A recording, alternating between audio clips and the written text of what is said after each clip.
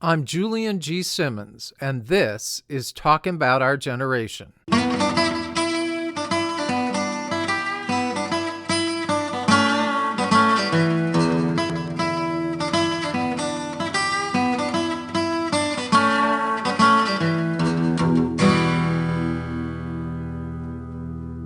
As 2020 is winding down, I, for one, am glad to say goodbye to this tumultuous year.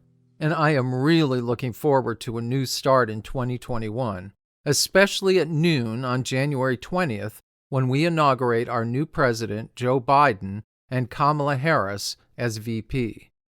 No matter how you feel about who won the election, that moment marks a fresh start, and boy, do we need it. If you're a Trump supporter, you might not be all that enthused about this episode, because it's custom made for those, like myself, who feel that these last 4 years have been the most destructive for our democracy and our planet in history. For many of us, the Trump presidency has been traumatic, depressing, and the cause of relentless anxiety. Bret Stephens of the New York Times recently expressed how excruciating it was to live and work in the shadow of Donald Trump. He wrote, "One of the worst aspects of Trump's presidency is the way he simply consumed all of our mental bandwidth, so that it became all but impossible to think of anyone or anything else.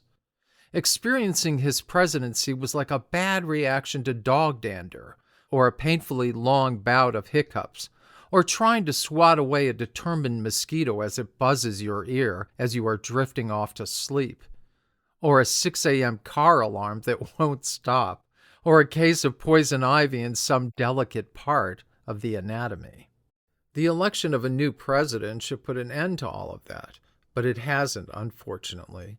The pandemic is raging. We're preparing to celebrate the holidays in isolation, exactly the opposite of what we all need. Millions of us are feeling the continuing stress, suffering from financial hardship, the soaring COVID cases, and the uncertainty about the future of our country. We're also suffering from a sort of Trump exhaustion, and it's far from over. We could all use a session with a therapist. In today's episode of Talking About Our Generation, that's exactly what we're doing. In the early days of Trump's administration, Dr. Jennifer Contarino Panning, a psychologist from Illinois, not only recognized what Trump was doing to us, she gave it a name.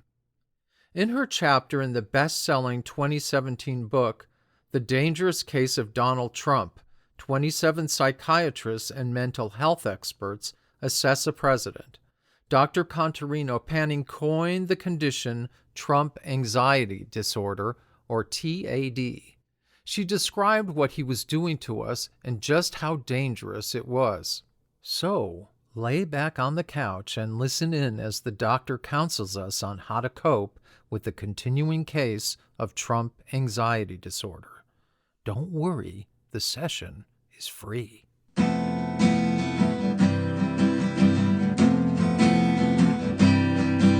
Welcome, Dr. Contarino Panning, to Talking About Our Generation. It's very nice of you to join us. Glad to be here. So, when it comes to what you have appropriately coined as the Trump anxiety disorder, and we're also dealing with the pandemic, we as Americans have been dealing with a lot. There are so many levels to all of this.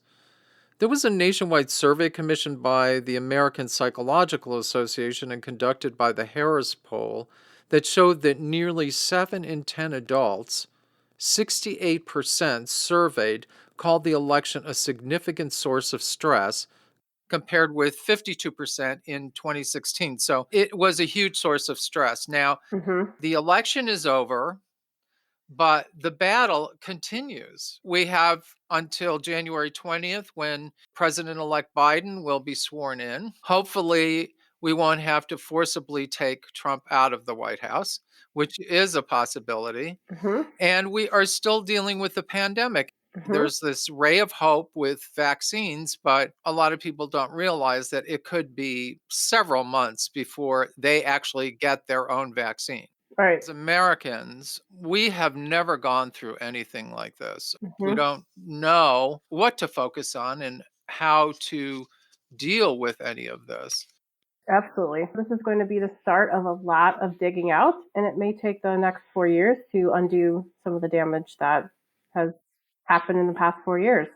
Not just the pandemic, the policies, the stripping away different rights, the not focusing on things that have needed focus, like our involvement in foreign countries. There's a lot of things that will need repair, and there will need to be a real focus on how do we get out of this mess and how do we repair and move forward, and not even talking about the pandemic. I was reading your chapter in the book, The Dangerous Case of Donald Trump. 27 mental health experts assess the president. Right. And in that book, published in 2017, there was an assessment of Trump from a psychological perspective and who he is. Hmm. And when you read through the list, it's a long list of the things that are considered mental illness that he has. It There is. are things like dehumanization and lying and misogyny and racism and physical bullying and relational aggression and emotional bullying and cyber stalking, and it goes on. He's done all of it. Hmm. But when the everyday person hears those things, they don't necessarily understand how that has affected them. For example, when I was a child, I had a terrible problem with bullying. I was little, I was smart, I was Hmm. pretty for a boy. There was like just a million things that caused my fellow students to pick on me all the time.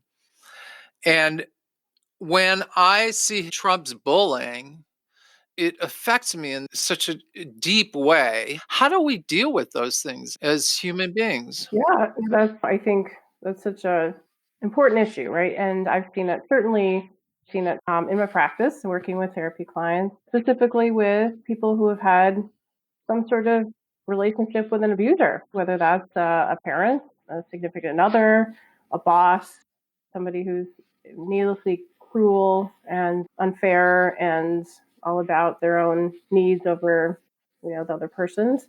In terms of what we're experiencing, though, is this visceral sense of this is really awful and hurtful and reminds me of something else that's happened in your life. And I think we've always put the President of the United States on the pedestal being decent and having respect and not name calling and not jabbing at making nasty comments to people regularly. Right. And that's been the difference in the past 4 years. We've never seen this before. There was no dangerous case of George W. Bush or Ronald Reagan books. There wasn't. There was obviously issues and difficulties and all of that, but in terms of what we know and knew about Trump's personality and how that would impact his presidency and the American people, we knew that was going to be extremely destructive and harmful, and it has been. Right. So what do we do now? We need to cut off Trump's source. We need to cut off his attention. I'm really happy to see finally the media is cutting off the lies and refusing to broadcast them. Finally, we feel like that should have been happening a long time ago. But what we can do to protect ourselves is to not let ourselves be witness to that anymore. Which is still hard. Like I remember posting something online before the actual election and saying the one thing that I'm looking forward to is not having to hear or see Trump again. Yeah. We're still seeing him. And we have to deal with this every day. And all the things that you read online or hear from people such as yourself is do these things to keep yourself centered Hmm. and grounded. But a lot of those things haven't been available to us because of the pandemic. We can't go to the gym. We can't get together with family or friends if they don't live with us. We have to worry about every time we go out the door. We have to worry about people who don't wear masks. And then there is 70 million other people who voted for Trump who don't feel like a lot of us do. Yeah. And we have to live with them. Yes, there's a huge mess, and you've touched on several different parts of the mess. And in terms of Trump, I think it's sort of time for us to trust that there are adults that are coming in to to the White House in January. There's already a task force that President-elect Biden has put together full of experts, of public health and medical experts for the pandemic. There are things that are happening. So I think my thought with American people is let's give ourselves some space to trust that and to, not get sucked into it. What we need to do, I think, is take the step back, trust in the process that there are people in military and all sorts of other, intelligence folks involved in this. And I don't know. That sounds reassuring, but it's all kind of external. But what about, what you're living in your own life, in your own living room, in your own bedroom when you're laying in bed at night? it's really scary because we've never experienced this as a country before. We've never gone through anything like this. But we have to come back to how do we cope? If I'm working as a therapist with somebody in an abusive marriage, until that person is able to leave that situation, all we can do is help them cope with the circumstance. So it's not that fulfilling, and it's really frustrating and hard for that person because there's a limitation. There's a box in which they can navigate. That brings up an interesting point, I think, and that is, say you're someone who is Democratic leaning Mm-hmm. and your spouse or partner or parent or best friend is someone who was a Trump supporter and all that implies. How do you find a middle ground? I think part of what we need to look at is this a relationship that is healthy, right? If it's not healthy, there's probably going to have to be some estrangement or some distance in that relationship to be able to come back together at some point in the future. My dad is a Trump supporter. And what we've had to figure out and navigate in our relationship is that we can't talk about politics. We just can't go there. We're both stubborn. We're both opinionated and very much in our opposite corners. And it's not helpful. And so for some people, I think having limits on what they talk about and what they are able to have as conversational topics is important. I think at some point in the future, we are going to want to be able to talk to our loved ones again. Probably not till Trump is removed from the White House, because there's been so much propaganda and outright lies and misinformation and brainwashing of a good amount of his supporters. That healing process cannot start until after he's gone. It's a very long process. It takes a long time for people to slowly start coming over to reality. It's not going to happen overnight. We can help our loved ones if there's trust and good love and caring in that relationship at some point, but it's going to take some time and it's not going to happen overnight. And it seems like both social media and the press aren't helping to calm people down. They continue to fan the flames. That's problematic, right? With the social media sharing of all sorts of conspiracy theories, the QAnon stuff. And at some point, we're going to have to figure out a way to rein that in.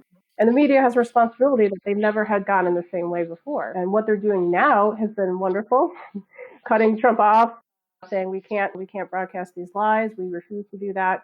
But there's going to have to be more of that accountability coming from the media, as well as for us to be understanding more about critical thinking and how to understand logic and how to understand what things are real and what's based in factual knowledge and what's based in all sorts of emotional reasoning. It's interesting. I have seen friends of my own who, leading up to the election, had become obsessed with listening to the news. Mm-hmm. Everything that was happening, they were watching CNN or MSNBC or Fox or whatever. Yeah. And it was destroying them emotionally. Mm-hmm. I could see it happening. What do you tell them to do? I mean, how do you tell them to cope? Mm-hmm. Yeah, well, I educate them about what's happening when we watch that information. We know we're having a stress reaction because there's so much intensity and we're inadvertently getting triggered. Our minds are interpreting this as an actual threat, not just a perceived threat. Just like, if you had a robbery in your house, your brain and your body would react in a way to protect ourselves and to be able to figure out how to survive that incident. And so our brains don't differentiate between an actual threat, like a robber in our house, versus a perceived threat, like watching a newscast and having a lot of stressful information in that. So we really do have to remember that and protect ourselves and limit that, because we are putting ourselves through this stress cycle. And we know what happens with chronic stress, right? With depression, anxiety, physical issues, difficulty sleeping. After a while, cardiac issues and other health issues can result from chronic stress. So we have to be aware of that and also separate ourselves a little bit. Our brains do not like uncertainty. And so think about how much uncertainty we've been through since the pandemic. We've had the pandemic. We've had George Floyd's murder and racial injustice and all of that. Plus, out here in California, Wildfires. just intense fires where our director, his brother, was seeing the fires outside his kitchen window more than once, and it just kept happening and happening and happening. Mm-hmm. One of the things, for example, that I do to alleviate stress from all this is I would take walks. I'd go out to a Mm-hmm. lake near where I live and walk around the lake and all that. But the Right. temperature literally was 115 for a week, Yeah. and the smoke was everywhere, and you're stuck inside. I mean, you can't do anything at all to alleviate Mm-hmm. these things. And it was like living in hell. I also wonder, the fires are obviously a red flag as to what's happening to our climate, Yes. and the inaction that the Trump administration has done for this. So that's yet another stress Mm-hmm. factor. I'm in Chicago, and we were just looking at what was happening on the West Coast, just horrified and obviously very concerned. So, all these things, right?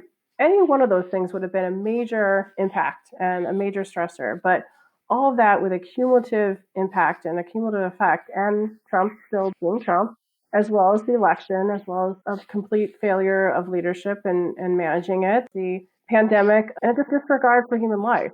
And I think those types of things piled up has had a huge psychological impact on the majority of people. So once the pandemic is resolved, their mental health will go back to a baseline of pre-disaster. But right now, we are struggling. We can only expect humans to tolerate something for a short period of time. Unfortunately, that's just how we're designed. We're not designed to have a crisis situation that lasts for many months. And so we're seeing that fatigue, we're seeing that burnout. I mean, on the good side, I work from home. I'm very lucky in that way. I can, make a living and help people from my home. There's a lot of people that are not able to do that. So the privilege of being either bored and restless and cooped up versus the actual reality of people in very dire situations financially, losing their homes. But it's all stressful, right? There are a lot of people like that. Yep. If they don't get a paycheck, they are screwed. And they're the ones who have to take public transportation. They have children to feed most often. They can't just walk away from their work. A lot of them usually have a job where they're not insured. So they depend on things like the Affordable Care Act. And even then, you have to pay for part of it. And I'm not in that situation. So I have to think that the stress there must be 100 times more than what I go through. And completely stressed by all this. What would you say to somebody who is in that situation that doesn't have all the opportunities that we have? Well, they're on survival mode. I mean, if you think about if people are not, feeling having safety in their environment and having basic needs, food, water, housing, things like that, they're not even able to access the higher level needs in terms of, psychological needs. So no, they're on survival mode. They are in complete like figuring out how to get their next paycheck, how to it's just completely heartbreaking to think about that and to also think about the disproportionate amount of people of color in their communities who have both gotten sick as well as died from COVID. There's just Right. So, but what do you tell somebody like that who is in that fight or flight mode 24 hours a day? yeah. Well, so coming down to the basics, can people work on deep breathing because we know deep breathing helps to regulate our nervous system.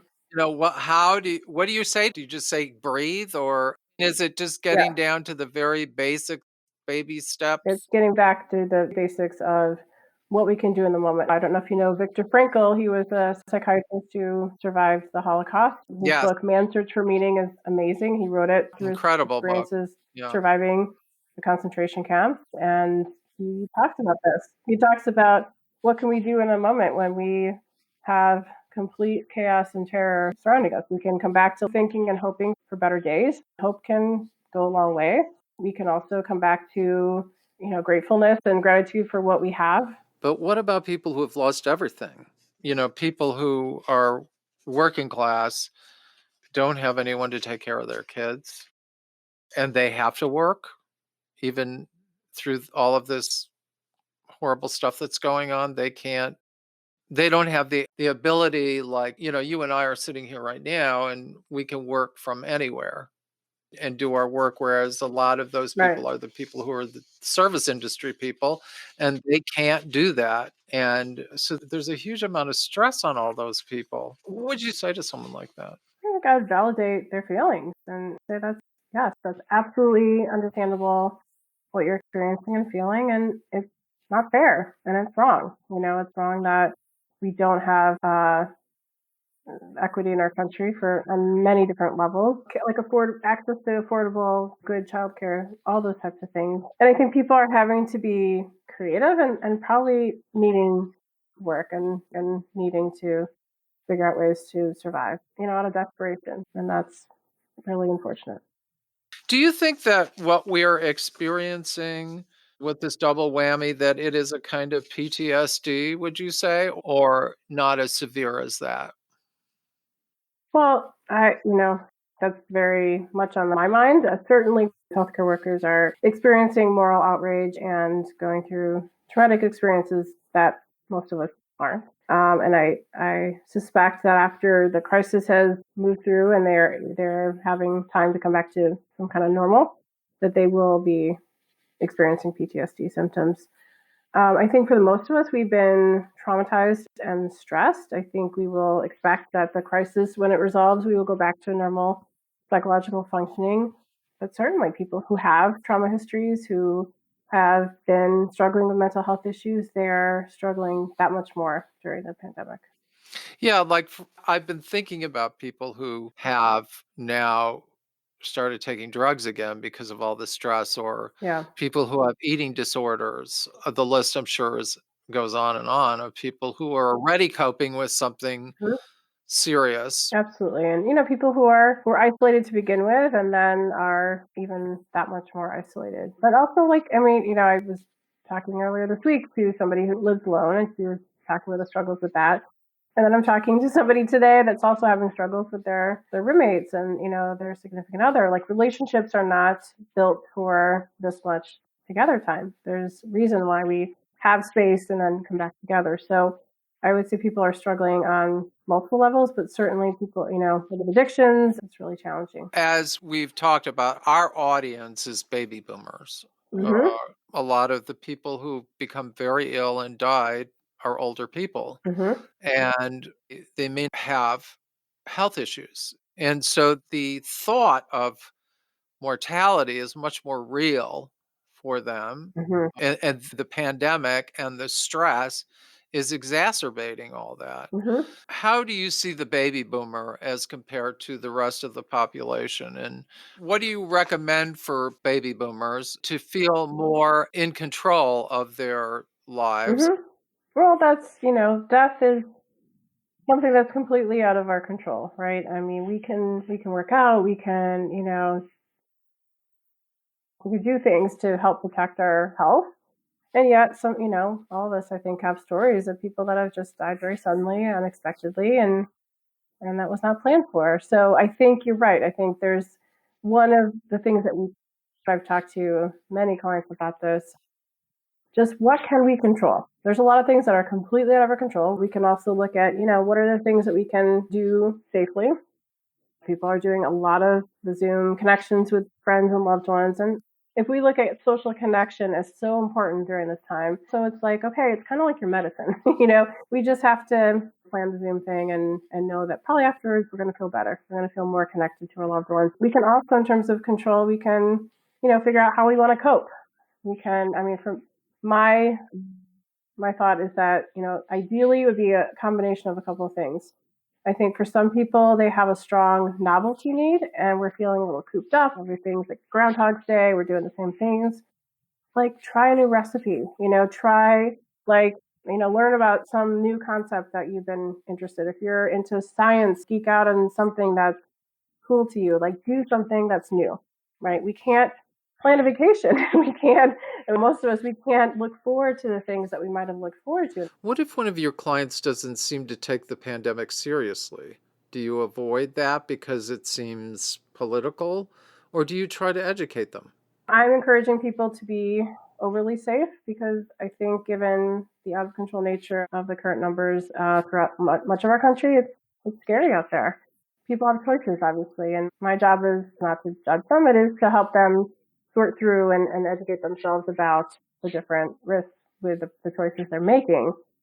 And, we have to say, like, this has been a year completely upside down, uncertain, so much chaos, so much unpredictability and confusion. I've encouraged people to think about future planning, to think about a year from now, better days when we have the vaccine, when we have other, measures in place that we can come together safely. It's very hard. I'm not gonna, this is not easy for anybody. I mean, We can't forget in this equation that therapists are also human beings. we are. So, how are you dealing with that? Yeah, it's been a very strange time to be a therapist because you're right. We usually have distance. If I have somebody who's processing the loss of a loved one or a trauma, I'm not usually typically going through the same exact situation during the same time as that person that I'm working with. But the pandemic certainly has ratcheted that up significantly.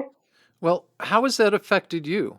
There's been some interesting parts to it. There's been some sweet parts to it. Like, clients are like, "How are you doing?" And clients are seeing our lives more, giving clients a more intimate view of who we are as people, and maybe reminding them that we are human as well.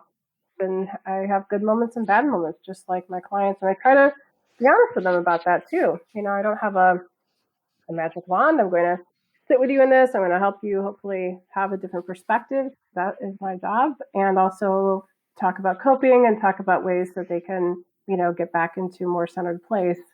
But knowing it's hard, and as being a human going through the same crisis has been draining. And a lot of therapists, we're not doing that well. We're burning out. We're, struggling. Because you're an essential worker. You are definitely an essential worker. Mhm. I was thinking of something while you were talking, though, and that is there are people that I've come across that don't identify at all with Trump, but yet I'm not saying they're Trump-like, but there are progressives that I know who are misogynists or narcissists or Yeah.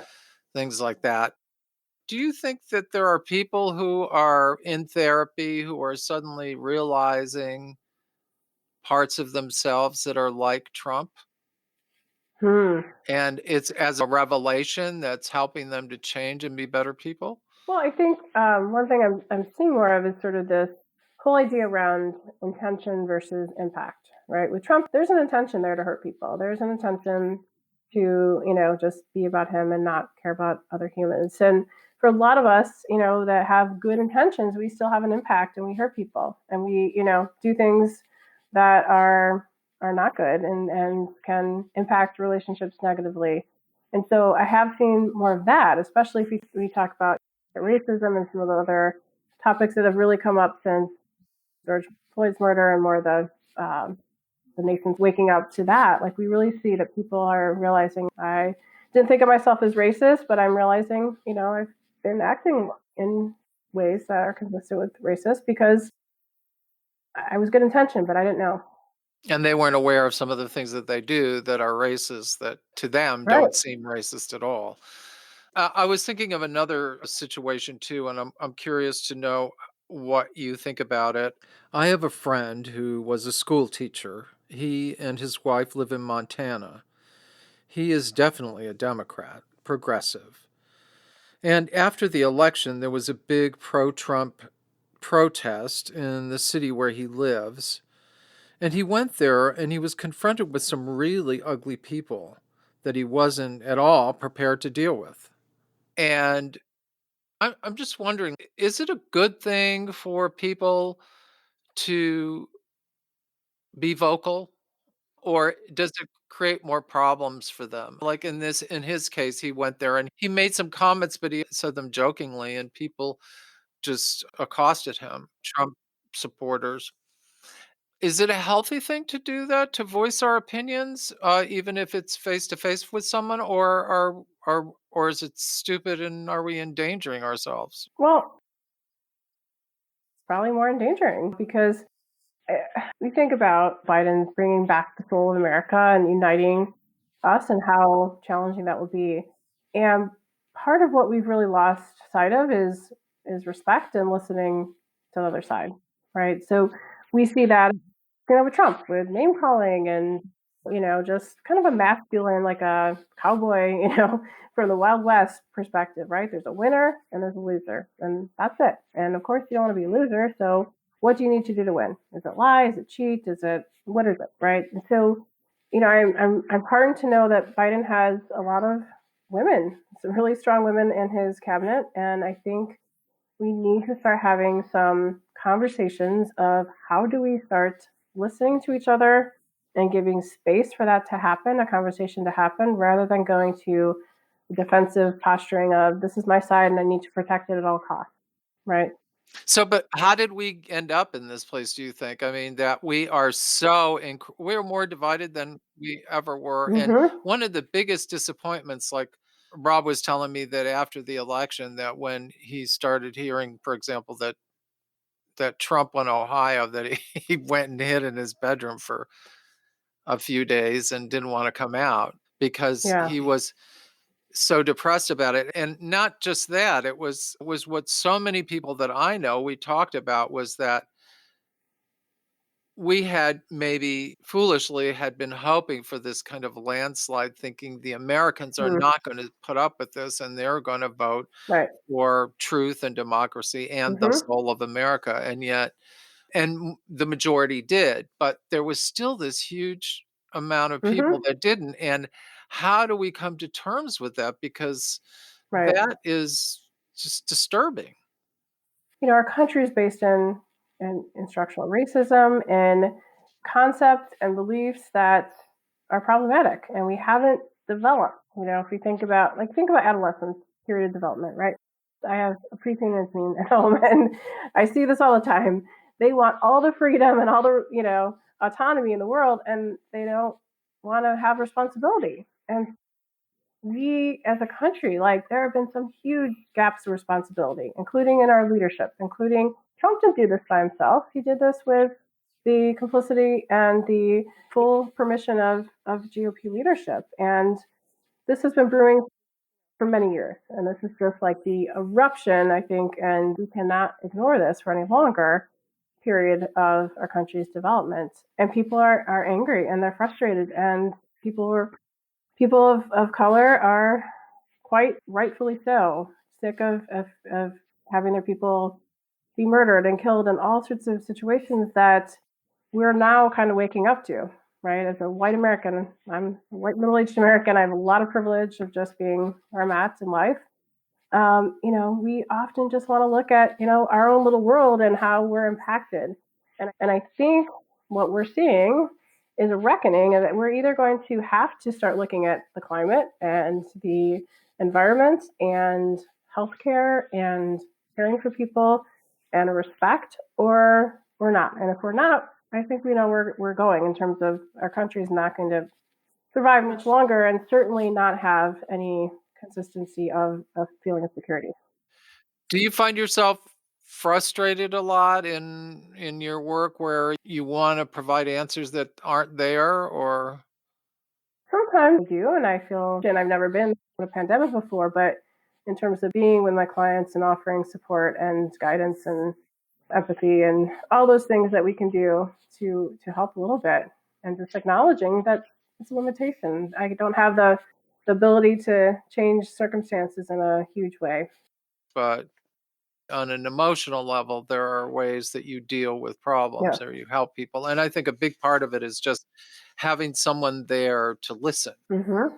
where, we may not feel comfortable to tell people at home that we're afraid or angry or those things because Mhm. we don't want to share that kind of what we might consider a negative energy or whatever, Yeah. or we Right. don't wanna scare anybody in our at home that we live with or our kids or whatever, so we need Mhm. to have those people like you who are so invaluable to Right.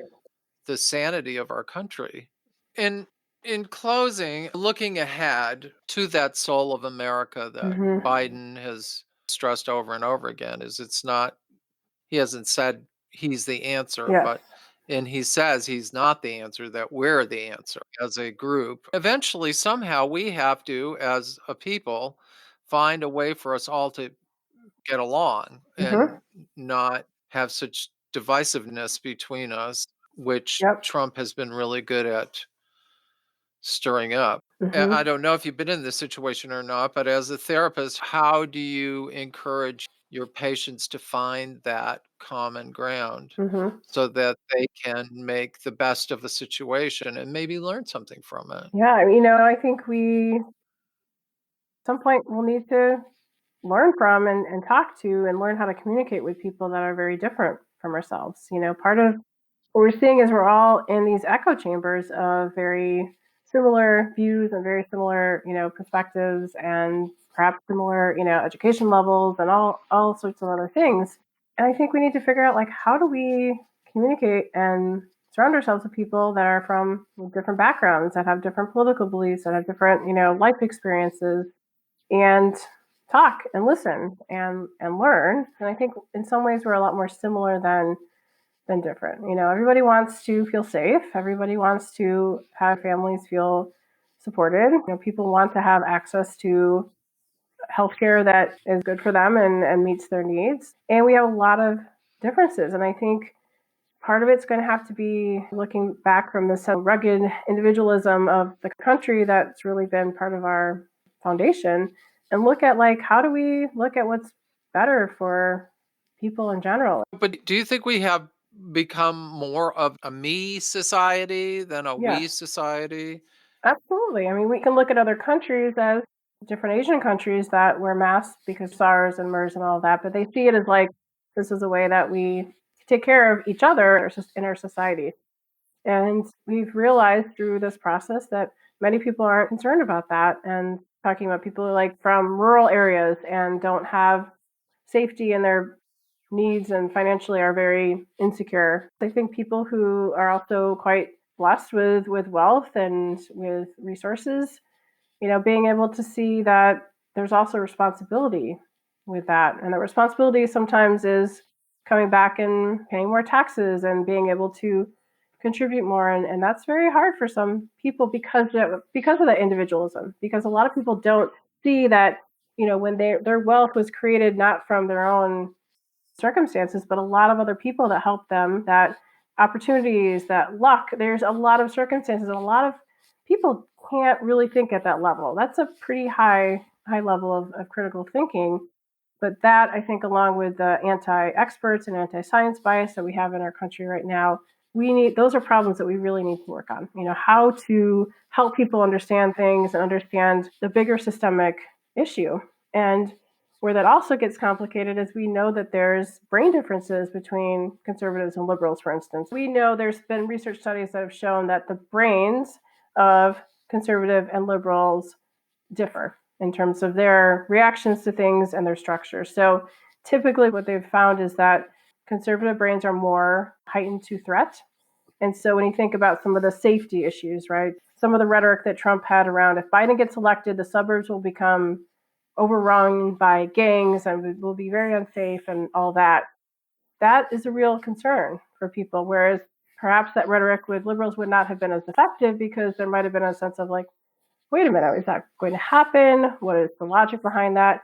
And so we just need to be aware of those types of differences too. So with some of the propaganda and the fear and all that, it's not based on logic. So if liberals come back and go, well, here's the facts and the data that disprove this, we're not going to get anywhere. We really need to appeal to that emotional fear and say, well, that's a longer process. That's not something that happens right away.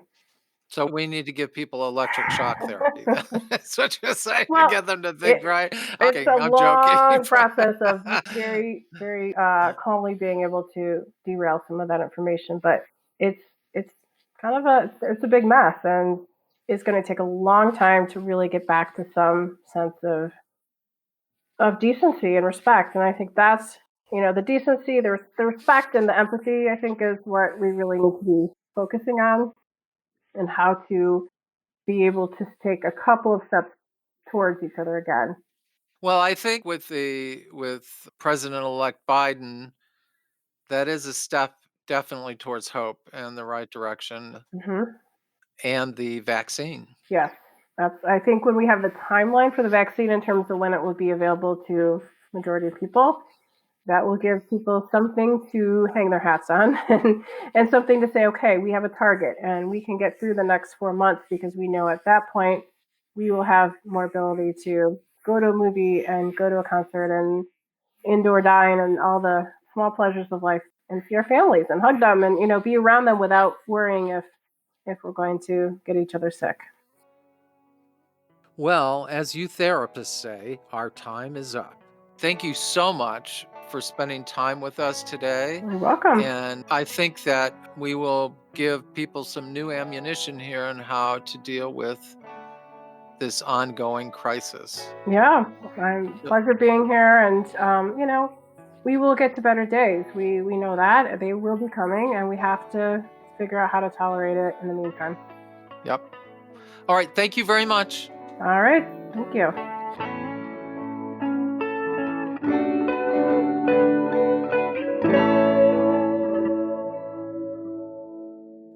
Sometimes the best treatment in a stressful time is just talking. If you're having trouble coping because of these past 4 years or because of COVID-19, reach out to someone who will listen. If you don't have anyone, find a therapist who can listen and help you through it. Psychology Today has an online portal that lists available therapists, and we will post that on our website at www.talkingboutourgeneration.com. That's talking without the G and about without the A. There are also hotlines if you feel you need emergency help, and we'll list those on our website as well. And you can always share your story with us. Check out our share page to see how. We're not therapists, but we're good listeners. I'd like to give a shout out to Rob Wilson, our director, and to Bill Aldridge for providing us with our theme music. In closing, I want to beg you not to take chances with your health right now. Postpone family visits and venture out only when you need to. Wear a mask, use hand sanitizer, and keep your distance. We want you around to experience life once again in happier times, which are coming. Happy holidays, everyone. I'm Julian G. Simmons. Thanks for listening.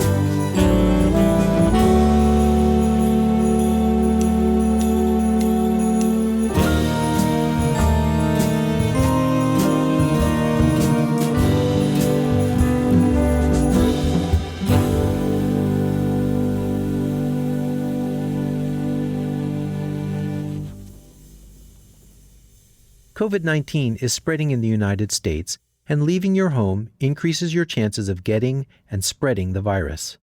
Stay home except to get groceries, medications, or other essentials. Check state or local government guidance for where you are. If you must leave the house for essential items, take the following steps to help avoid the spread of COVID-19. Maintain social distance, approximately 6 feet or 2 meters from others. Wear a cloth face covering in public. This podcast includes copyrighted material which has not always been specifically authorized by the copyright owner. This content is used only where it is the specific subject of commentary by us and our guests, as part of our effort to advance understanding of issues of social and historical significance. We believe that this constitutes a fair use of the material in accordance with the Fair Use section of U.S. Copyright Law, Section 107, which reads, "The fair use of a copyrighted work, for purposes such as criticism, comment, news reporting, teaching, scholarship, or research, is not an infringement of copyright." Further information on this claim of fair use may be found on our website, at talkingboutourgeneration.com.